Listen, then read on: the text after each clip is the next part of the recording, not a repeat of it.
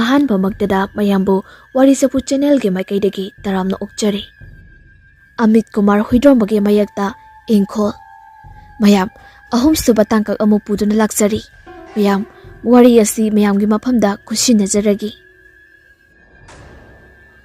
ꯆꯦ ꯑꯗꯨꯗꯩ ꯁꯤꯟꯗ꯭ꯔꯨ ꯑꯉꯥꯡꯕꯗꯨ ꯂꯧꯊꯣꯛꯏ꯫ ꯑꯗꯨꯒ ꯂꯥꯂꯥꯇꯣꯟ ꯑꯗꯨꯗ ꯍꯥꯞꯄꯤ꯫ ꯑꯗꯨꯒ ꯃꯍꯥꯛꯀꯤ ꯂꯥꯏꯁꯣꯟ ꯑꯃꯈꯛ ꯃꯃꯤꯠꯇꯨ ꯎꯏꯁꯤꯟꯗꯨꯅ ꯁꯣꯜꯂꯕ ꯃꯇꯨꯡꯗ ꯁꯤꯟꯗꯨꯔ ꯑꯗꯨꯗ ꯃꯆꯤꯟꯅ ꯃꯃꯤꯠ ꯎꯏꯁꯤꯟꯗꯨꯅ ꯂꯤꯔꯤ ꯂꯤꯔꯤ ꯅꯨꯡꯁꯤꯠ ꯀꯥꯝꯂꯤ꯫ ꯃꯇꯝ ꯑꯗꯨꯗ ꯁꯤꯟꯗꯨꯔꯁꯤꯡ ꯑꯗꯨ ꯈꯔꯗꯤ ꯄꯥꯏꯊꯣꯛꯈꯤ꯫ ꯑꯗꯨꯕꯨ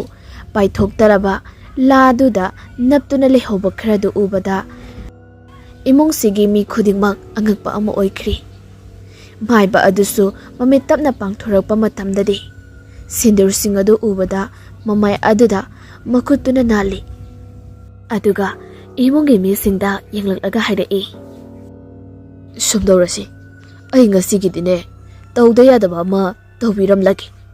ꯑꯗꯨꯒ ꯉꯁꯤꯗꯒꯤ ꯊꯥꯔꯒ ꯅꯨꯃꯤꯠ 12ꯃꯨꯛ ꯂꯩꯔꯒ ꯊꯥꯁꯤ ꯇꯥꯕ ꯃꯥꯜꯂꯤ꯫ ꯃꯗꯨꯗ ꯐꯖꯅꯅꯦ ꯊꯧꯔꯝ ꯑꯁꯤ ꯄꯥꯡꯊꯣꯛꯂꯁꯤ"꯫ ꯑꯁꯤ ꯍꯥꯏꯗꯨꯅ ꯁꯤꯟꯗꯨꯔ ꯑꯉꯥꯡꯕꯁꯤꯡ ꯑꯗꯨ ꯃꯈꯨꯠꯇ ꯇꯥꯁꯤꯟꯗꯨꯅ ꯖꯦꯖꯦꯠ ꯑꯗꯨꯅ ꯌꯣꯝꯁꯤꯟꯈ꯭ꯔꯦ꯫ ꯀꯦꯟꯗꯜ ꯈꯔ ꯊꯥꯟꯗꯨꯅ ꯍꯩ ꯂꯩ ꯈꯔ ꯀꯠꯇꯨꯅ ꯏꯃꯨꯡ ꯑꯁꯤꯕꯨꯗꯤ ꯈꯔ ꯏꯪꯊꯅꯕ ꯂꯥꯏ ꯈꯣꯏꯔꯝꯕꯤꯔꯝꯂꯤ꯫ ꯑꯗꯨꯒ ꯃꯌꯨꯝ ꯍꯟꯈꯤꯅꯕ ꯁꯦꯝ ꯁꯥꯔꯤ꯫ ꯗꯈꯤꯅꯥ ꯄꯤꯔꯕꯁꯨ ꯂꯧꯈꯤꯗ꯭ꯔꯤ꯫ ꯃꯗꯨꯗ ꯖꯦꯝꯁꯇꯤ ꯋꯥꯈꯜ ꯈꯔ ꯋꯥꯍꯧꯋꯤ꯫ ꯂꯣꯏꯅꯅ ꯑꯃꯥꯏꯕ ꯑꯗꯨ ꯌꯨꯝ ꯑꯁꯤꯗ ꯌꯦꯡꯉꯛꯏ꯫ ꯊꯣꯡꯒꯥꯜ ꯂꯥꯟꯊꯣꯛꯈ꯭ꯔꯕ ꯃꯇꯨꯡꯗ ꯑꯗꯨꯒ ꯃꯆꯤꯟꯗ ꯃꯨꯔꯨꯝ ꯃꯨꯔꯨꯝ ꯁꯣꯟꯖꯩ, "ꯍꯦ ꯏꯁꯣꯔ, ꯅꯆꯥ ꯑꯩꯈꯣꯏꯕꯨ ꯉꯥꯛꯄꯤ ꯁꯦꯟꯕꯤꯌꯨꯀꯣ"꯫ ꯑꯗꯨꯒ ꯑꯃꯥꯏꯕ ꯑꯁꯤ ꯁꯥꯏꯀꯜ ꯊꯧꯗꯨꯅ ꯆꯠꯈ꯭ꯔꯤ꯫ ꯑꯗꯨꯕꯨ ꯁꯪꯂꯦꯟ ꯑꯗꯣꯝꯗꯒꯤ ꯃꯃꯤꯠ ꯈꯥꯅ ꯌꯦꯡꯂꯤꯕ ꯅꯨꯄꯤ ꯑꯁꯤꯒꯤ ꯁꯛꯇꯝꯗꯤ ꯑꯗꯨꯛꯀꯤ ꯃꯇꯤꯛ ꯑꯀꯤꯕꯅꯤ꯫ ꯃꯥꯡꯒꯣꯜꯗꯅ ꯑꯃꯥꯏꯕ ꯑꯗꯨ ꯆꯠꯈꯤꯕ ꯃꯈꯣꯏ ꯑꯍꯨꯝꯗꯨ ꯌꯦꯡꯗꯨꯅ ꯂꯩꯍꯧꯏ꯫ ꯏꯃꯨꯡꯗ ꯆꯪꯂꯛꯇꯨꯅ ꯃꯈꯣꯏ ꯑꯍꯨꯝ ꯋꯥꯔꯤ ꯁꯥꯟꯅꯕ ꯍꯧꯔꯛꯏ꯫ ꯖꯦꯝꯁꯅ, "ꯁꯨꯃꯥꯏ ꯇꯧꯁꯤ, ꯑꯣꯖꯥ ꯑꯁꯤꯅ ꯂꯥꯛꯇ꯭ꯔꯤ ꯐꯥꯎꯕꯗꯤ ꯏꯃꯥ, ꯅꯪꯒ ꯑꯌꯤꯡꯕꯤꯒ ꯄꯨꯟꯅ ꯂꯩꯃꯤꯟꯅꯧ, ꯑꯅꯝꯕ ꯃꯇꯝꯗ ꯑꯌꯨꯛ ꯅꯨꯡꯊꯤꯜ ꯑꯣꯏꯔꯁꯨ"꯫ ꯑꯗꯨꯕꯨ ꯃꯃꯥ ꯏꯕꯦꯝꯍꯜꯗꯤ ꯍꯧꯖꯤꯛꯁꯨ ꯃꯐꯝ ꯑꯁꯤꯒꯤ ꯂꯥꯏ ꯇꯤꯟꯒꯤ matangda ꯀꯌꯥꯃꯛꯇꯤ ꯊꯥꯖꯗ꯭ꯔꯤ꯫ ꯑꯗꯨꯅ ꯏꯔꯥꯏ ꯂꯥꯏꯅ ꯑꯁꯨꯝ ꯍꯥꯏꯗꯣꯔꯛꯏ, "ꯍꯣꯏꯅꯦ, ꯀꯩꯁꯨ ꯇꯧꯔꯣꯏꯁꯤ, ꯄꯪꯈꯟꯗꯁꯨ ꯈꯟꯖꯜꯂꯨꯅꯨ. ꯑꯍꯥꯟꯕ ꯑꯅꯧꯕ ꯃꯤ ꯑꯣꯏꯅ ꯂꯥꯛꯄꯩ ꯚꯥꯞꯅ ꯄꯪꯁꯥꯗ ꯁꯥꯒꯠꯄꯩꯅꯤ". "ꯏꯃꯥ, ꯑꯗꯨꯃꯥꯏꯅ ꯍꯥꯏꯒꯅꯨꯃꯤ. ꯑꯩꯅ ꯂꯩꯀꯥꯏꯁꯤꯒꯤ ꯊꯦꯡꯅꯔꯨꯕ ꯃꯤꯄꯨꯝ ꯈꯨꯗꯤꯡꯃꯛ ꯑꯩꯉꯣꯟꯗ ꯆꯤꯡꯅꯕꯒꯤ ꯃꯤꯠꯌꯦꯡ ꯑꯃꯃꯝ ꯑꯗꯨꯝ ꯌꯦꯡꯏ. ꯑꯗꯨꯒꯅꯦ, ꯑꯌꯤꯡꯕꯤꯁꯨ ꯍꯦꯛ ꯍꯦꯛ ꯃꯐꯝ ꯑꯁꯤ ꯆꯤꯡꯅꯩꯅ ꯍꯥꯏꯔꯤꯗꯨꯅꯤ". "ꯍꯣꯏꯁꯦ ꯍꯣꯏꯁꯦ, ꯌꯥꯔꯤꯁꯤ. ꯋꯥꯈꯜꯗꯣ ꯆꯥꯎꯊꯣꯛꯎ ꯈꯔꯁꯨ. ꯀꯔꯤꯁꯨ ꯇꯧꯔꯣꯏꯁꯤ. ꯏꯃꯨꯡꯕꯨ ꯀꯣꯜꯂꯤꯕ ꯏꯁꯣꯔ ꯂꯥꯏ ꯂꯩꯔꯤꯁꯤꯗꯤ". ꯖꯦꯝꯁꯇ, "ꯑꯁ ꯏꯃꯥ, ꯍꯣꯅꯦ, ꯆꯥꯛ ꯇꯨꯝ ꯆꯥꯔꯨꯔꯁꯤ ꯂꯥꯎ. ꯑꯗꯨꯒꯅꯦ ꯇꯨꯝꯅꯕ ꯇꯧꯔꯁꯤ, ꯊꯦꯡꯈꯤꯅꯤ". ꯑꯁꯨꯝꯅ ꯃꯃꯥꯒꯤ ꯋꯥꯍꯩ ꯑꯁꯤ ꯇꯥꯕꯗ ꯑꯌꯤꯡꯕꯤ ꯅꯤꯡꯉꯝꯗꯅ ꯃꯍꯥꯛꯀꯤ ꯃꯄꯨꯔꯣꯏꯕꯗ ꯌꯦꯡꯖꯔꯤ꯫ ꯑꯗꯨꯒ ꯖꯦꯝꯁꯁꯨ ꯃꯃꯥꯒꯤ ꯊꯧꯁꯥꯗꯕ ꯑꯁꯤꯗ ꯀꯩ ꯍꯥꯏꯒꯗꯕꯅꯣ ꯍꯥꯏꯐꯝꯗꯤ ꯈꯪꯗ꯭ꯔꯤ꯫ ꯅꯨꯃꯤꯠꯇꯨꯃꯁꯨ ꯑꯁꯨꯝꯅ ꯑꯁꯨꯝ ꯍꯧꯈ꯭ꯔꯤ꯫ ꯅꯣꯡꯃꯗꯤ ꯑꯌꯤꯡꯕꯤ ꯃꯊꯟꯇꯃꯛ ꯏꯃꯨꯡꯁꯤꯗ ꯂꯩꯕ ꯅꯨꯃꯤꯠ ꯑꯣꯏꯔꯤ꯫ ꯃꯔꯝꯗꯤ ꯃꯍꯥꯛꯀꯤ ꯅꯨꯄꯥ ꯖꯦꯝꯁꯇꯤ ꯊꯕꯛ ꯑꯃꯒꯤ ꯇꯥꯟꯅꯔꯨꯅꯤ ꯍꯥꯏꯗꯨꯅ ꯆꯠꯈ꯭ꯔꯤ꯫ ꯑꯗꯨꯒ ꯃꯃꯥꯗꯨꯁꯨ ꯆꯥꯛꯈꯨꯝꯒꯤ ꯄꯣꯠ ꯂꯩꯔꯨꯒꯦ ꯍꯥꯏꯗꯨꯅ ꯊꯣꯛꯈ꯭ꯔꯤ꯫ ꯑꯌꯤꯡꯕꯤ ꯅꯨꯡꯊꯤꯜ ꯄꯣꯕꯣꯛꯀꯤ ꯃꯇꯝꯅꯤ꯫ ꯏꯃꯨꯡꯗ ꯁꯨꯝ ꯂꯩꯕꯁꯨ ꯏꯪꯖꯜꯂꯛꯑꯦ ꯍꯥꯏꯗꯨꯅ ꯃꯄꯥꯜꯗ ꯅꯨꯡꯁꯥ ꯌꯥꯏꯕ ꯊꯣꯛꯂꯛꯏ꯫ ꯁꯨꯃꯥꯡꯗ ꯐꯛ ꯑꯃ ꯊꯥꯗꯨꯅ ꯐꯝꯃꯤ꯫ ꯑꯗꯨꯒ ꯃꯈꯣꯏ ꯌꯨꯝ ꯑꯗꯨꯕꯨ ꯌꯦꯡꯉꯤ꯫ ꯏꯪꯅ ꯆꯤꯛꯅ ꯃꯔꯧ ꯂꯩꯅꯗꯤ ꯅꯤꯡꯊꯤꯖꯩ ꯌꯨꯝ ꯑꯗꯨ꯫ ꯑꯗꯨꯕꯨ ꯃꯁꯤꯒ ꯍꯦꯛ ꯊꯪꯅꯅ ꯂꯩꯔꯤꯕ ꯑꯁꯣꯡꯕ ꯁꯪꯂꯦꯟ ꯑꯁꯤꯗꯤ ꯌꯦꯡꯕꯗ ꯊꯨꯛ ꯂꯥꯎꯕ ꯐꯥꯎꯏ꯫ ꯃꯤꯠꯃꯥꯡꯗ ꯂꯩꯔꯕꯅꯤꯅ ꯌꯦꯡꯉꯣꯏꯒꯦ ꯍꯥꯏꯕꯁꯨ ꯉꯝꯗ꯭ꯔꯤ꯫ ꯑꯗꯨꯅ ꯁꯨꯝ ꯌꯦꯡꯂꯛꯄꯗ ꯁꯝꯕꯜꯂꯩ ꯃꯔꯨꯝꯗ ꯑꯉꯥꯡ ꯃꯥꯟꯕ ꯑꯃ ꯆꯦꯟꯕꯗꯣ ꯑꯃꯨꯛꯁꯨ ꯎꯔꯛꯏ꯫ ꯃꯗꯨ ꯎꯕꯃꯛꯇꯗ ꯑꯌꯤꯡꯕꯤ ꯁ꯭ꯋꯥꯏ ꯍꯦꯛ ꯂꯥꯎꯏ꯫ ꯑꯗꯨꯒ ꯑꯃꯨꯛꯃꯨꯛꯁꯨ ꯑꯉꯥꯡ ꯑꯗꯨꯅ ꯏꯃꯥ ꯏꯃꯥ ꯍꯥꯏꯅ ꯀꯧꯔꯛꯄꯗꯣ ꯅꯥꯁꯣꯟꯅꯅ ꯇꯥꯔꯛꯏ꯫ ꯃꯇꯝ ꯑꯗꯨꯗ ꯑꯌꯤꯡꯕꯤ ꯇꯨ ꯈ꯭ꯌꯥꯎ ꯐꯥꯎꯕ ꯆꯣꯡꯈꯤ꯫ ꯑꯗꯨꯒ ꯃꯍꯥꯛꯀꯤ ꯐꯤꯖꯤ ꯑꯗꯨ ꯁꯨꯔ ꯁꯨꯔ ꯅꯩꯗꯨꯅ ꯄꯥꯏꯔꯒ ꯑꯀꯤꯕꯗꯨ ꯈꯥꯡꯉꯤ꯫ ꯑꯗꯨꯕꯨ ꯀꯤ ꯍꯥꯏꯕꯒꯤ ꯋꯥꯅꯤ, ꯀꯔꯤꯅꯣ ꯍꯥꯏꯕꯗꯨꯃꯗꯤ ꯈꯪꯅꯤꯡꯕ ꯑꯃ ꯐꯥꯎꯕꯅꯤꯅ ꯐꯛ ꯑꯗꯨꯗꯩ ꯇꯞꯅ ꯍꯧꯒꯠꯂꯛꯏ꯫ ꯃꯍꯥꯛꯅ ꯍꯧꯒꯠꯂꯛꯄ ꯃꯇꯝꯗ इमुंगी थोंग थोंनाउदा यालिबा पदारसिंग अदु मफम मरांग खंगदना फरा फरा हाइबा हौरए अदुबु अयिंगबिदि असोंग मरक अदुदा ममित अदु कुप्तनी यिंगली असुम लेप्तुना लेरंबदगी तपना तपना महाकी खोंगथांग अदु संगलेन अदोमदा चंगसिलए चंगलोय guest ngamdaba amagi matawgum makhut animaktu illiba phi aduda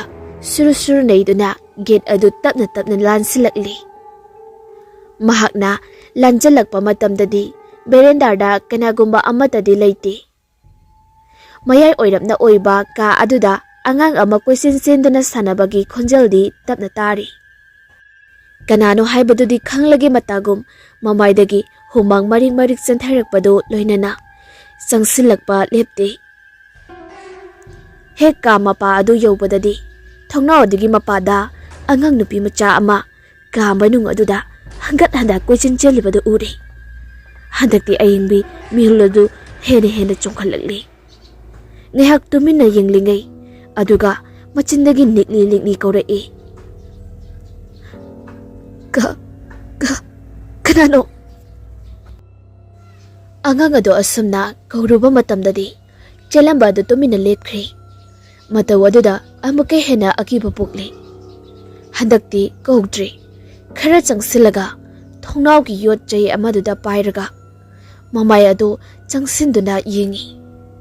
matam aduda angang adu nomi mamai adu tapna lethore e maduda uriba angang adu gi saktam adudi aduki mati akiba gi saktam ni mamai nama adu ihingna hingsari aduga mamai nama amana hanna pungyom yomle madu uba maktada ahingbi sorado thabet holi khonjalado thuna aduga amuktang da kanna lauduna chinthorake tawbada mahake hek mamangda mani madu leptuna leiramba matamda amuke hene khamprek khangduna phaklangdo tusili mane madu so pakhal poilak poi mabang nupi adubu haugatpi aduga stomna hanglae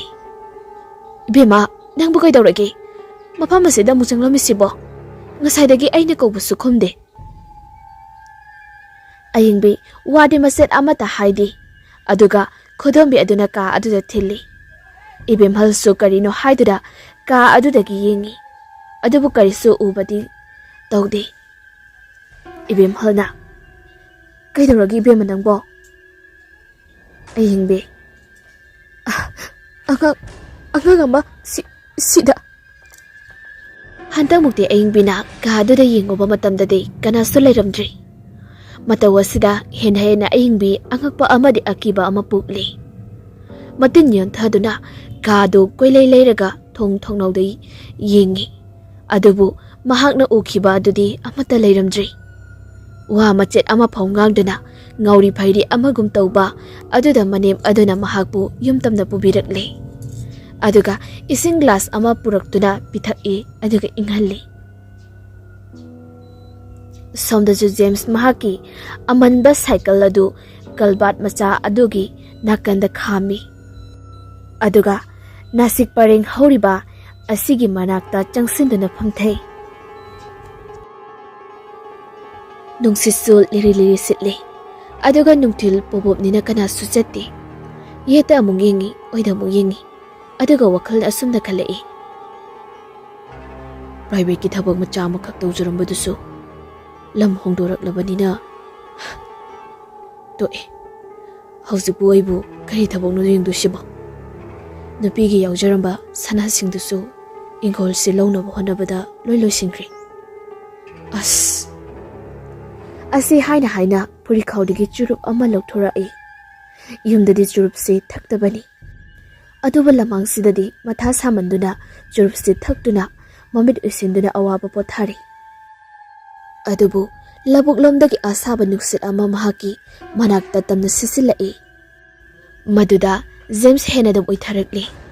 labuk lamang asida saroi ngarigi tinafamsu hek oiri kalbat macha asi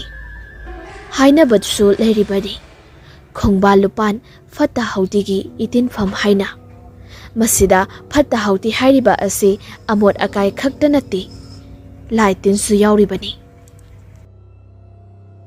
maduna maramoiraga mafam asida hek thokpa sorin singa dusu mahaki maikai tamlakli James ti khangba natte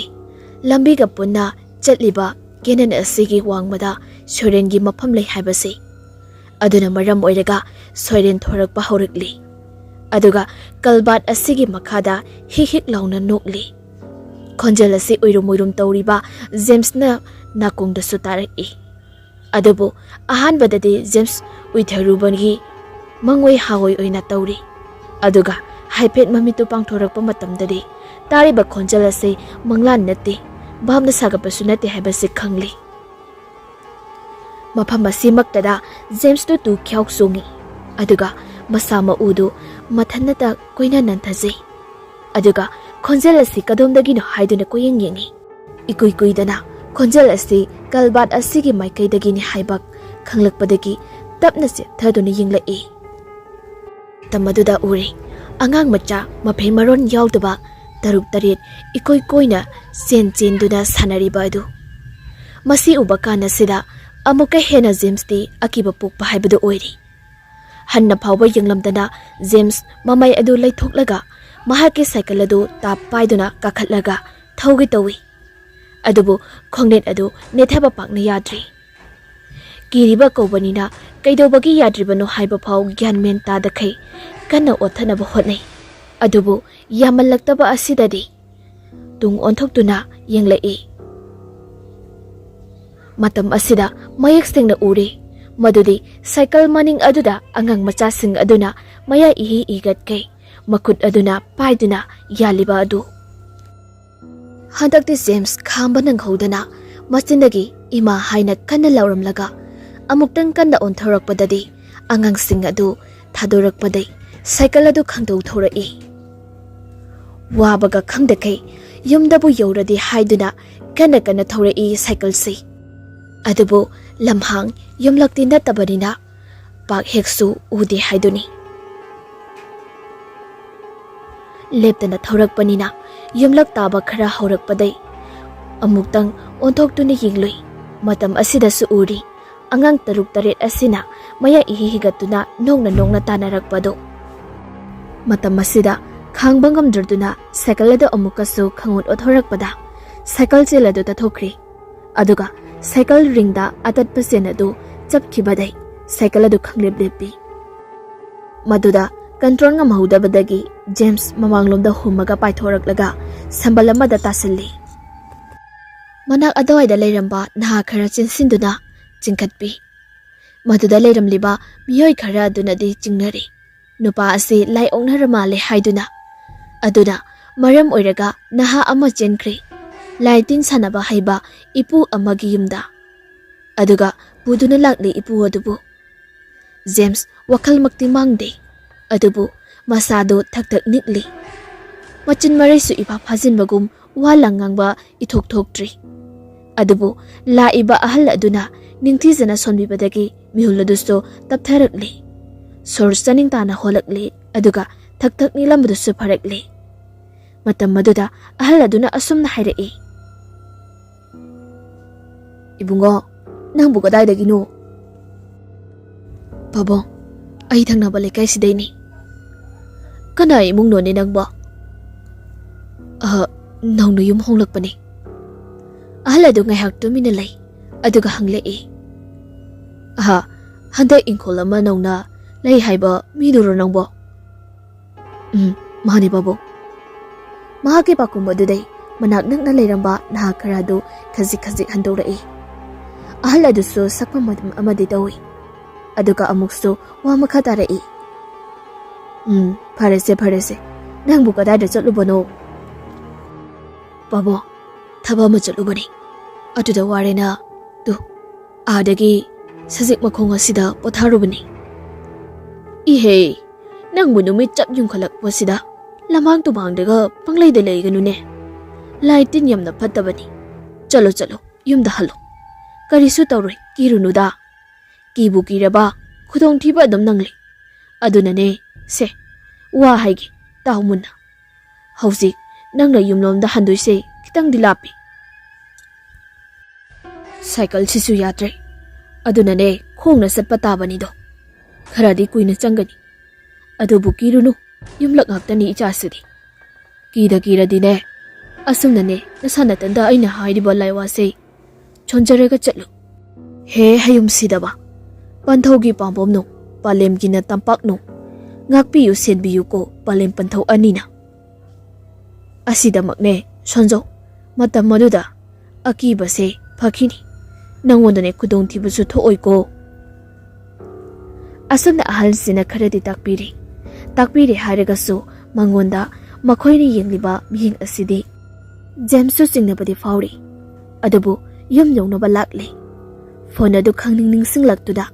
puri khawda mai yawbadi yawramli phone adu lawthoktune yumda call tawsira adubu tawraroge haina khalli bakat khrani yum yawraga fazana tawragi khanna lakli adu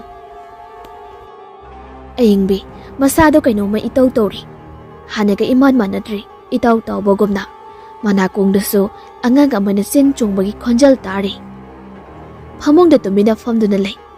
mamadudi ya sanglakpagi thabak kada tawri thongaldagi James na sanglakpadu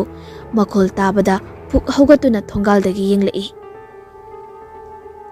James mamai mamit isuk sukna cycle adu inselai madu ubada aying biso thoraktuna hangi tama cycle yaraktrira yaraktre tama kamaina no ase haiduna thorake tawi adubo James na ngai ko haiduna ngaheli aduga mai okthoknaba haidbade mai su okthokle mangonda punna phamina dana wari sanai James na aishu kai haigadabno haifam dem ta khangtri adubo thangjilaklaba khongthangnina handokpasu leitre mapam asida ngamnaba ekhuyna toba yaba tawduna leiba tari ayingbina aisu mapamse yamna di chingne oja maibado matamdi yausilakli lake hairamlaga laktri amukta kawruraga thabuk thoramdo pangthoknabana phani khalli James na ai hayangmuk chatluraga kawrurage ayingbi adadama nasado yam hainadana ui kaithawraklage matam asida James magi nupida yenglai aduga imungda sanglasi haiduna changlakli aduga tapna hairai nangondasu aki khangda holiba dumaina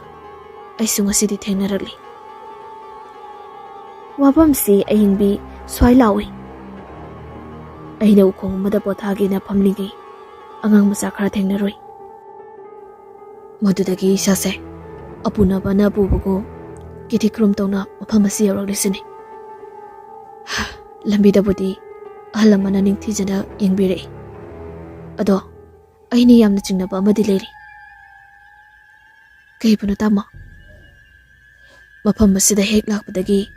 aiga theniruba mipum khudingmakna aingonda miyeng ama itaw tawi ayingbina anawba miyoibadada yengi oiramni adunati miyengdo chingnabagi miyengni adudi kamaina tawni upay amadi lei kari upay na tama mafam asida hana leiramba yumbuda soidana mafam asigi janabi khara makaidi khanglumgani khale khanglamgani yemadi se ai hange amta asti haidana phone ado lauthokduna tawi adubo angakpani ngarang na halta call wari sanaramba ado chatkidri masida amuka hena chingna halle kaidawsige haidana makhoi ani khanai amuksu hek chingnaraduna James sakhomda sangkharaga suitcase ado hangduktuni yengi maduda yauriba phanek amadi lai fadabi adu yengduna wakhal khalli madu ubada thausadraba mama aduna hairai migi maponi lawba laktragana huntokraga loirasibo karino amuk singthoktuna ungduna yengidubo ima mase achamba poti sungna nati karino achamba ponate bu phiga sanapoka sibu achamba nati bu nangbu ngawrabro James hoi mai haidana suitcase adu puthokri mapanda aduga sangle longgi asongbaduda bundi yengi ꯁꯪꯂꯦꯟ ꯑꯗꯨꯁꯨ ꯊꯋꯥꯏ ꯄꯥꯟꯕ ꯑꯃꯒꯨꯝ ꯃꯃꯤꯠ ꯈꯥꯅ ꯌꯦꯡꯂꯛꯄꯒꯤ ꯚꯥꯞꯇ ꯖꯦꯝꯁꯅ ꯐꯥꯎꯔꯤ꯫ ꯃꯗꯨꯗ James ꯁꯥꯎꯅꯤꯡꯕꯣꯏ ꯂꯥꯛꯄꯣꯏ suitcase ꯑꯗꯨ ꯃꯐꯝ ꯑꯗꯨꯗ ꯂꯪꯁꯤꯟꯈ꯭ꯔꯤ꯫ ꯑꯗꯨꯒ ꯏꯃꯨꯡꯗ ꯆꯪꯂꯛꯏ꯫ ꯃꯃꯥ ꯑꯗꯨꯗꯤ ꯀꯔꯤꯁꯨ ꯊꯣꯏꯅ ꯑꯃꯠꯇ ꯈꯟꯗꯦ꯫ ꯈꯟꯗ꯭ꯔꯤꯕꯒꯤ ꯑꯁꯤꯒꯤ ꯃꯔꯝꯗꯤ ꯂꯩ꯫ ꯑꯉꯥꯡꯁꯤꯡꯅ ꯃꯆꯥꯁꯤꯡꯅ ꯀꯤꯔꯦ ꯍꯥꯏꯔꯒꯕꯨ ꯃꯍꯥꯛꯁꯨ ꯀꯤꯗꯕꯗꯤ ꯅꯠꯇꯦ꯫ ꯀꯤꯔꯕꯁꯨ ꯀꯤꯅ ꯃꯍꯥꯛꯅ ꯋꯥꯈꯜ ꯆꯥꯎꯊꯣꯛꯇ꯭ꯔꯕꯗꯤ ꯍꯦꯟꯅ ꯅꯨꯡꯁꯥ ꯊꯤꯔꯅꯤ ꯍꯥꯏꯗꯨꯅ ꯑꯅꯝꯕ ꯃꯇꯝꯗ ꯃꯍꯥꯛꯅ ꯋꯥꯈꯜ ꯆꯥꯎꯊꯣꯛꯅꯕ ꯀꯤꯗꯕ ꯁꯥꯕꯅꯤ꯫ ꯑꯗꯨꯕꯨ ꯍꯧꯖꯤꯛ ꯀꯝꯗꯧꯔꯛꯈꯤꯅꯤ ꯍꯥꯏꯕꯗꯨꯗꯤ ꯏꯁꯣꯔꯒꯤ ꯂꯤꯂꯥꯅꯤ꯫ ꯍꯧꯖꯤꯛ ꯖꯦꯝꯁ ꯃꯐꯤ ꯃꯔꯣꯜ ꯂꯣꯏꯁꯤꯟꯗꯨꯅ ꯑꯣꯖꯥ ꯃꯥꯏꯕ ꯑꯗꯨ ꯀꯧꯕ ꯊꯣꯔꯛꯂꯤ꯫ ꯁꯥꯏꯀꯜ ꯌꯥꯗꯕꯁꯤꯁꯨ ꯁꯦꯝꯖꯤꯜꯂꯒꯦ ꯍꯥꯏꯗꯨꯅ ꯏꯟꯊꯣꯔꯛꯏ꯫ ꯃꯍꯥꯛꯅ ꯊꯣꯛꯈꯤꯕ ꯃꯇꯝꯗ ꯊꯣꯡꯅꯥꯎꯗꯒꯤ ꯑꯏꯪꯕꯤꯁꯨ ꯌꯦꯡꯖꯗꯨꯅ ꯂꯩꯍꯧꯏ꯫ ꯖꯦꯝꯁ ꯁꯥꯏꯀꯜ ꯑꯗꯨ ꯋꯥꯛꯁꯣꯞꯇ ꯏꯟꯁꯤꯜꯂꯝꯂꯦ ꯑꯗꯨꯒ ꯑꯣꯖꯥ ꯑꯃꯥꯏꯕꯒꯤ ꯃꯅꯥꯛ ꯇꯝꯅ ꯃꯈꯣꯡꯅ ꯂꯥꯛꯂꯤ꯫ ꯑꯃꯥꯏꯕ ꯑꯗꯨꯒꯤ ꯌꯨꯝ ꯍꯦꯛ ꯌꯧꯕꯒ ꯁꯨꯃꯥꯡꯗ ꯑꯃꯥꯏꯕ ꯑꯗꯨꯕꯨ ꯀꯧꯏ꯫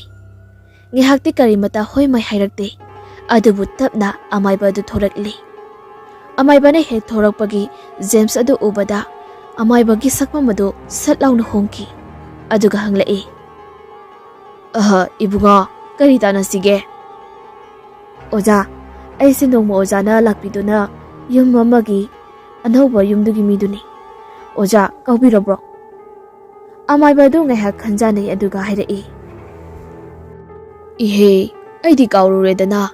ꯑꯗꯣ ꯏꯕꯨꯡꯉꯣ, ꯀꯩꯗꯧꯁꯦꯕ? ꯑꯣꯖꯥꯅ ꯍꯥꯏꯕꯤꯔꯝꯕ ꯍꯞꯇꯥꯃꯨꯛ ꯂꯩꯔꯒ ꯂꯥꯛꯀꯦ ꯍꯥꯏꯕꯤꯔꯝꯕꯗꯣ, ꯑꯗꯣ ꯑꯣꯖꯥ ꯂꯥꯛꯃꯟꯗꯕꯁꯤꯗ ꯑꯩ ꯑꯣꯏꯅ ꯂꯥꯛꯆꯔꯕꯅꯤ꯫ ꯑꯣ, ꯑꯩꯅ ꯑꯗꯨꯃꯥꯏꯅ ꯍꯥꯏꯔꯝꯕꯣꯏꯔꯦ꯫ ꯑꯗꯣ ꯀꯩ ꯃꯇꯥꯡꯒꯤꯗꯅꯣ ꯏꯕꯨꯡꯉꯣ? ꯑꯣꯖꯥ, ꯌꯨꯝꯗꯧꯕ ꯑꯣꯏꯅ ꯑꯅꯧꯕ ꯃꯐꯝꯗ ꯂꯩꯕꯅꯤꯅ ꯏꯍꯩ ꯍꯩꯅꯗꯕ ꯁꯥꯃꯤꯟ ꯀꯌꯥ ꯑꯃ ꯐꯪꯕꯗꯨꯗ ꯑꯣꯖꯥꯒ ꯇꯥꯟꯅꯖꯅꯤꯡꯗꯅ ꯇꯧꯕꯅꯤ꯫ ꯑꯃꯥꯏꯕ, ꯑꯩ ꯅꯤꯡꯁꯤꯡꯂꯛꯂꯤ꯫ ꯌꯥꯅꯤ ꯇꯧꯁꯤ꯫ ꯑꯗꯣ ꯉꯁꯤꯃꯛ ꯇꯧꯕꯒꯤꯔꯣ ꯏꯕꯨꯡꯉꯣꯅ ꯂꯥꯛꯂꯤꯁꯤꯕꯣ? ꯑꯧ ꯑꯣꯖꯥ, ꯌꯥꯔꯗꯤ ꯉꯁꯤꯃꯛ ꯑꯗꯨꯝ ꯇꯧꯔꯁꯤ꯫ ꯑꯩ ꯆꯪꯗ ꯌꯥꯗꯕ ꯄꯣꯠꯆꯩꯁꯤꯡꯗꯣ ꯂꯣꯏꯅꯃꯛ ꯁꯤꯟꯖꯔꯒꯦ꯫ ꯃꯇꯥꯡ ꯑꯁꯤꯗ ꯑꯃꯥꯏꯕ ꯑꯁꯤ ꯆꯠꯇꯤ ꯆꯠꯅꯤꯡꯗ꯭ꯔꯕꯅꯤ꯫ ꯉꯁꯥꯏꯗꯒꯤ ꯃꯍꯥꯛꯇꯤ ꯖꯦꯝꯁꯕꯨ ꯎꯕꯗ ꯈꯪꯈ꯭ꯔꯕꯅꯤ ꯃꯗꯨꯗꯤ ꯃꯈꯣꯏ ꯃꯐꯝ ꯑꯗꯨ ꯃꯍꯥꯛꯅ ꯉꯝꯂꯣꯏ, ꯌꯥꯝꯅ ꯁꯥꯊꯤꯕ ꯃꯐꯝꯅ ꯃꯍꯥꯛꯅ ꯆꯠꯂꯨꯕꯗ ꯏꯀꯥꯟ ꯀꯥꯟꯅꯔꯔꯣꯏ, ꯃꯗꯨꯒꯤ ꯃꯍꯨꯠꯇ ꯑꯃꯥꯡ ꯑꯇꯥ ꯊꯣꯛꯀꯅꯤ ꯍꯥꯏꯕꯁꯤ ꯃꯍꯥꯛꯇꯤ ꯈꯪꯂꯤꯕꯅꯤ꯫ ꯑꯗꯨꯅ ꯃꯔꯝ ꯑꯣꯏꯔꯒ ꯈꯪꯖꯤꯟꯅꯗꯕ ꯁꯥꯗꯨꯅ ꯂꯩꯔꯤꯕꯅꯤ ꯉꯁꯥꯏꯗꯒꯤ꯫ ꯑꯗꯨꯒꯤꯁꯨ ꯃꯊꯛꯇ ꯆꯠꯅꯤꯡꯕꯁꯤ ꯐꯥꯎꯗꯕꯅꯤꯅ ꯎꯔꯩ ꯄꯥꯔꯩ ꯇꯧꯒꯦ ꯇꯧꯔꯛꯄꯅꯤ꯫ ꯑꯗꯨꯕꯨ ꯎꯄꯥꯏꯃꯛꯇꯤ ꯂꯩꯇ꯭ꯔꯗꯨꯅ ꯆꯠꯇꯕ ꯌꯥꯗ꯭ꯔꯤ꯫ ꯂꯝꯕꯤꯗ ꯃꯈꯣꯏ ꯑꯅꯤ ꯆꯠꯇꯨꯅ ꯃꯇꯣꯝꯇ ꯋꯥꯈꯜ ꯈꯜꯂꯤ꯫ ꯑꯩꯕꯨ ꯅꯨꯄꯥ ꯃꯆꯥ ꯑꯁꯤꯒꯤ ꯑꯋꯥꯕꯁꯤꯕꯨ ꯀꯟꯕꯤꯕ ꯉꯝꯃꯣꯏꯗꯧꯁꯤꯕꯨ ꯀꯝꯗꯧꯁꯤꯒꯦꯅꯦ? ꯅꯥꯊꯩꯔꯒꯦ ꯍꯥꯏꯕꯁꯨ ꯍꯦꯛꯇ ꯌꯥꯔꯣꯏꯗꯧꯔꯤ ꯇꯧꯔꯤꯁꯤ꯫ ꯐꯔꯦ, ꯂꯥꯏꯅ ꯇꯝꯕ ꯑꯩꯅ ꯉꯝꯕꯗꯤ ꯇꯧꯕꯤꯔꯒꯦ꯫ ꯂꯝꯕꯤꯗ ꯀꯩꯊꯦꯜ ꯂꯣꯏꯕ ꯑꯃꯗꯒꯤ ꯄꯣꯠꯆꯩ ꯈꯨꯗꯤꯡꯃꯛ ꯂꯩꯔꯛꯂꯤ꯫ ꯑꯗꯨꯒ ꯌꯨꯝ ꯐꯥꯎꯕꯗꯤ ꯌꯧꯔꯛꯂꯦ ꯃꯈꯣꯏ ꯑꯅꯤ ꯄꯨꯟꯅ꯫ ꯉꯁꯤꯗꯤ ꯅꯨꯃꯤꯠ ꯇꯥꯗ꯭ꯔꯤꯉꯩꯗ ꯊꯕꯛꯁꯤ ꯑꯗꯨꯃꯛ ꯇꯧꯕ ꯇꯥꯔꯦ꯫ ꯑꯗꯨꯅ ꯏꯃꯨꯡꯒꯤ ꯃꯤ ꯃꯈꯣꯏ ꯑꯍꯨꯝꯃꯛ ꯃꯉꯣꯟꯗ ꯏꯀꯣꯏ ꯀꯣꯏꯅ ꯐꯝꯂꯤ꯫ ꯑꯗꯨꯒ ꯑꯃꯥꯏꯕꯗꯨꯅ ꯃꯌꯥꯏꯗ ꯐꯝꯂꯤ꯫ ꯊꯥꯡꯒꯣꯜ ꯑꯗꯨꯅ ꯂꯩꯃꯥꯏꯗꯨꯗ ꯂꯩ ꯈꯔ ꯆꯤꯡꯏ꯫ ꯀꯕꯣꯛ ꯈꯔꯗꯨꯅ ꯃꯆꯤꯟꯗ ꯃꯨꯔꯨꯝ ꯃꯨꯔꯨꯝ ꯁꯣꯜꯂꯒ ꯑꯀꯣꯏꯕꯗꯨꯗ ꯆꯥꯏꯊꯣꯛꯅꯕ ꯊꯣꯛꯂꯛꯏ꯫ ꯇꯨꯡꯗꯅ ꯃꯈꯣꯏ ꯑꯍꯨꯝꯗꯨꯁꯨ ꯏꯟꯅꯔꯛꯏ꯫ ꯑꯃꯥꯏꯕ ꯑꯁꯤꯅ ꯑꯁꯨꯝꯅ ꯇꯧꯕ ꯍꯧꯔꯛꯄꯗꯗꯤ ꯏꯃꯨꯡꯂꯣꯝꯗ ꯄꯣꯠ ꯆꯩ ꯃꯐꯝ ꯂꯦꯡꯕꯒꯤ ꯃꯈꯣꯜ ꯑꯗꯨ ꯈꯔ ꯇꯥꯕ ꯍꯧꯔꯛꯂꯤ꯫ ꯑꯗꯨꯒ ꯃꯔꯝ ꯏꯂꯩ ꯂꯩꯇꯅ ꯁꯪꯂꯦꯟꯂꯣꯝꯒꯤ ꯑꯁꯣꯡꯕꯁꯤꯡ ꯑꯗꯨ ꯂꯦꯡꯉꯛꯏ꯫ ꯑꯗꯨꯒ ꯁꯨꯝ ꯂꯥꯛꯄꯗ ꯃꯅꯤꯡ ꯊꯪꯕ ꯗꯥꯔꯤ ꯑꯗꯨꯗ ꯖꯦꯝꯁꯅ ꯂꯪꯊꯣꯛꯈꯤꯕ ꯁꯨꯠꯀꯦꯁ ꯑꯗꯨ ꯇꯥꯗꯨꯅ ꯂꯩꯔꯝꯃꯤ꯫ ꯃꯗꯨ ꯎꯕꯗ ꯖꯦꯝꯁꯅ ꯆꯞ ꯂꯦꯞꯇꯨꯅ ꯃꯃꯤꯠ ꯑꯅꯤ ꯑꯗꯨ ꯃꯃꯥꯔꯣꯝꯗ ꯌꯦꯡꯗꯨꯅ ꯍꯪꯉꯛꯏ, ꯏꯃꯥ, ꯅꯣꯏꯕꯨ ꯁꯨꯠꯀꯦꯁꯁꯦ ꯁꯤꯗ ꯄꯨꯁꯤꯜꯂꯛꯄ꯭ꯔꯣ? ꯃꯃꯥꯒ ꯅꯨꯄꯤꯒꯗꯨ ꯏꯉꯛꯉꯛꯅ ꯑꯃꯨꯛ ꯌꯦꯡꯂꯛꯏ꯫ ꯖꯦꯝꯁꯅ ꯄꯨꯁꯤꯜꯂꯛꯇꯦ ꯈꯪꯗꯦ ꯍꯥꯏꯕꯒꯤ ꯃꯑꯣꯡꯒꯨꯝ꯫ ꯃꯗꯨꯗ ꯑꯃꯥꯏꯕ ꯑꯗꯨꯅꯁꯨ ꯆꯤꯡꯅꯔꯗꯨꯅ ꯍꯪꯂꯛꯏ, ꯀꯩꯗꯧꯔꯦ ꯍꯥꯏꯕꯅꯣ? ꯑꯣꯖꯥ, ꯁꯤꯒꯤ ꯁꯨꯠꯀꯦꯁꯁꯦ ꯑꯩꯅ ꯆꯤꯡꯅꯕ ꯄꯣꯠꯁꯛ ꯑꯃꯈꯛꯅꯤ꯫ ꯀꯃꯥꯏ ꯇꯧꯕꯅꯣꯅꯦ? ꯑꯁꯤ ꯍꯥꯏꯅ ꯀꯕꯣꯛ ꯆꯥꯏꯊꯣꯛꯄ ꯑꯗꯨꯁꯨ ꯂꯣꯏꯔꯤ꯫ ꯑꯗꯨꯒ ꯁꯨꯠꯀꯦꯁ ꯑꯗꯨꯒꯤ ꯃꯅꯥꯛꯇ ꯆꯪꯁꯤꯜꯂꯛꯏ꯫ aduga tapna paiduna yengi. Matam asidasu amaiba asina haipeti singnari. Madudi posak asi icham chambadi natre haina. Wari asi ngasigidi matang asida loisinjari. Mayam wari asi mathangi episode ta kari kamdobona haibadusu amu mayam punna ngai minarasi.